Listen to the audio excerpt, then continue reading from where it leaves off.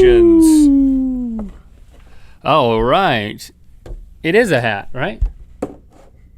It is a hat. It says it right there. Yeah. Merch of the month. A hat. All right. Welcome to Good Mythical More.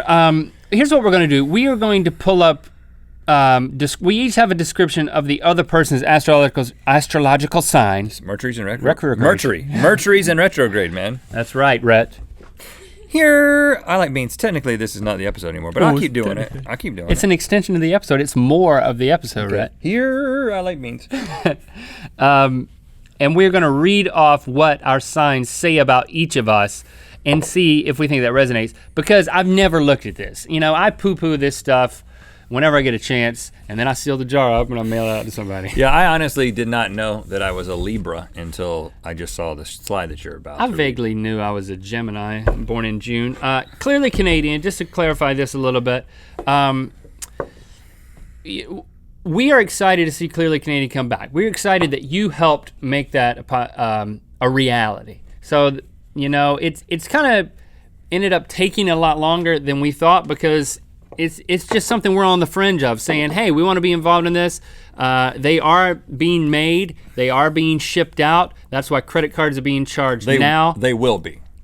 Right. They will. Yeah. So in other words, so it is happening. The bottles are being made right now. Right. But we're not making any. Definitely. We're not making any promises. You just said they are being shipped out, which if I was listening to you, I would think, oh, it's shipping. It's coming here. Oh, I'm clarifying that it is going to happen, but it isn't happening right now. I don't know when they're shipping out. It'll happen I'm just soon. being totally honest. We're not in charge of it. But when they get here and when we all get them, we will toast together in unison and we'll give you a tour of our studio if you made a pre-order. Or if you want to add an order now for the first time and you were never a part of the pre-order, either way, you got to go to clearlycanadian.com and click complete your pre-order and put in your credit card information again, and then it will be charged and you can expect it to be shipped to you when they start shipping.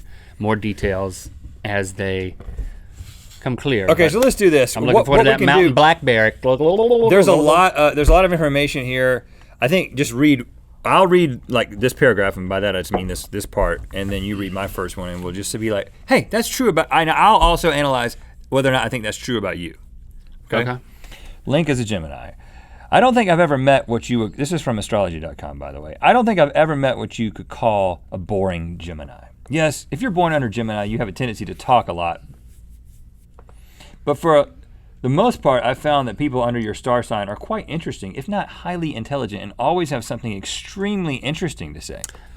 You're just stroking my ego, Mr. Astrologist or Mrs. Astrologist. You do have a tendency to talk a lot. I didn't speak the whole time you were reading that. Highly intelligent? Yeah, I'd say that's true. That's true if people have born at any time. Okay. All right, so you're not buying that. Okay, Rhett, Mr. Libra. Libra is a movable air sign, and you know what that means. This makes you a thinker with above average intellect, and you possess large amounts of creativity.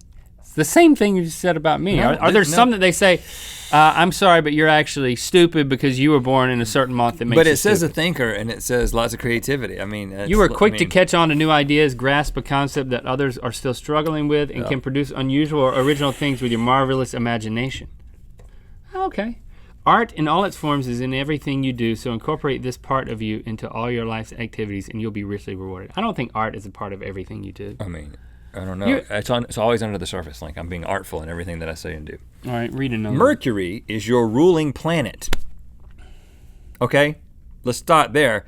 I was not impacted by Mercury in retrograde nearly as much as you were in that episode. We're still in it right now. Yeah, right. So I'm saying that it totally makes sense that's why you're having trouble today. Maybe only you should fart in the jars. Mercury, it does affect farts, is your ruling planet, which gives you your trademark communication par excellence, which others admire and respect in you.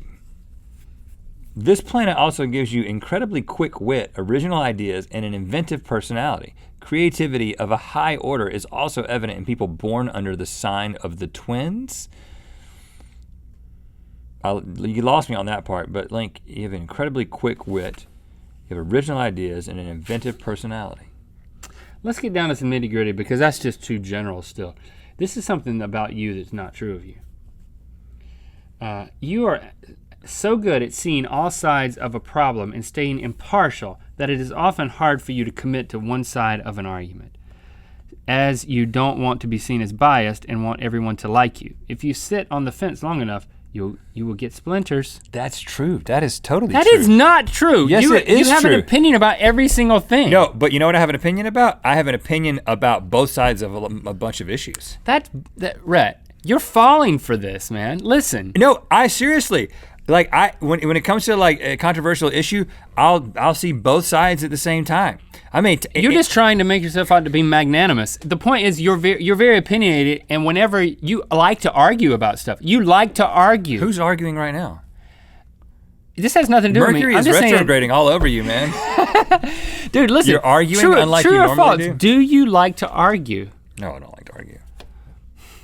Do you form opinions, and if someone pressed you, you would pick a side? Yes, every time, man. You're not gonna be like, well, I'm just gonna be impartial. No, I know. Well, I think you're missing the point. Sometimes there's people who are apathetic and they don't care. I think you're saying I'm not. It's not like I'm giving you an insult. I'm actually trying to see if this works. So I'm being completely honest here. Some people don't come to conclusions because they're apathetic. I'm very much not apathetic, but a lot of times, like. You know this about me. If I read a book, no, you're not listening. If I read a book on a fence about anything, if I ask you your opinion on anything, you have an opinion. It's not, well, I see this about this and this about. You never say, well, I can see this point and I can see that point. No, you say, this is what I believe. I may vocalize that, but in my mind, like when I read a book that has an opposite opinion of what I think already, I adopt that opinion when I read that book. Like I'm very. Well, that's not on the fence either. That's the way but it is. It's just like I'm like, that's a really good point. I do that all the time. I may not vocalize that, but I'm saying that this is how I would describe myself. I would describe myself. Your vision is cloudy. As being on, as seeing both sides of a lot of different things. Not saying I don't come down on a side. Because it says if I stay on the fence too long, I get splinters. I don't like to be on the fence, but I can see both sides. No, that's not what, it was just a friendly piece of advice. Don't stay on the fence because you'll get splinters. I'm just trying to make it real, man. Don't ruin my dreams. Let's see. Don't try to make this stuff real when it's not. There's people who throw their whole lives at the horoscopes, and I disagree with that. I don't think they should do it. I'm sorry if you believe that. I don't get it. Restlessness is one of your less positive traits. But here again, we see that it gives you the drive to seek new adventures in life and to keep learning more and more. For you, the idea of growing old is abhorrent. In fact, your ruling planet, Mercury, is youthful even in old age and imbues you with this quality. Many of the same Geminis that I referred to above that I've been in contact with seem to appear much younger than their age. Link, you don't seem 37. Tell me what you really think about this. Both physically and in the way they communicate their experience. Growing old gracefully is not in your repertoire. Tell me what you really think about this. Man, I can see both sides of it. Okay, yeah. I mean, I can totally see that. What both sides? It's totally made up, and it's just reinforcing things that people want to believe about themselves. But at the same time, there are some things that you are full of crap right now. But he doesn't believe any of this. But at the same time, there are some things that seem kind of compelling. Like it's almost like reading one of those personality tests, like the Myers-Briggs personality test, and you're like, oh, that's so me. Oh, that's me too. This just isn't quite. I thought that was really accurate. And do you know what it's not correlated to? Yeah. Where the planets are. Well, I will agree. It's an analysis of your personality based on your own preferences. It's not based on where the stars are. Anytime I've read about my sign, I've been like, none of that really connects with me. I don't believe it. Myers-Briggs, I just think it's fun to talk about. What? You think it's fun to act like you believe it? No, listen. Again, I'm not BSing here when I say this. That the way you just want to think of yourself as being I mean, I'm actually a little disappointed that you don't see me like this, but the way that I make decisions about things is embodying the opinion that I disagree with. But you know what? Listen, and I want to be clear about this.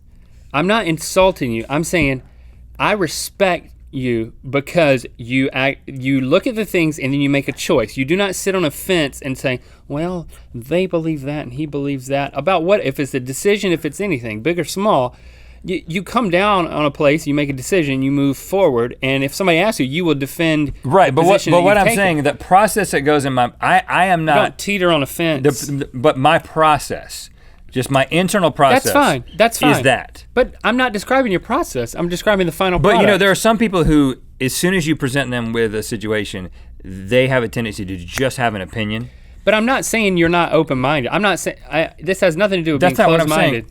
I'm saying that this particular thing is that you can read each one of these if you want to. I was just trying to illustrate the point that if you want to, that's true. To read. That's exactly true. Because if I was, all of these are written. If I was into astrology right now, I was watching this, I would be like, Link is closed-minded, and no matter how accurate this is, he's not going to see it. And so prove it. And so that's what I say. But you can't prove it. So what I was trying to say is, if you just have a certain perspective on these things, you can cause yourself to believe anything. You can make yourself believe anything, including that's exactly that true. Astrology is real. And that's the wording of all of this stuff is it hinges, it's written that artfully that way so that you can interpret it either way. It's ambiguous and and there's something about each one of these things that might make somebody think, oh, that is true about me. Whatever part resonates is the part that you stick with. But what? I don't actually believe it. But I thought it was fun to talk about. It is fun to talk about. But I don't want you to get defensive about it.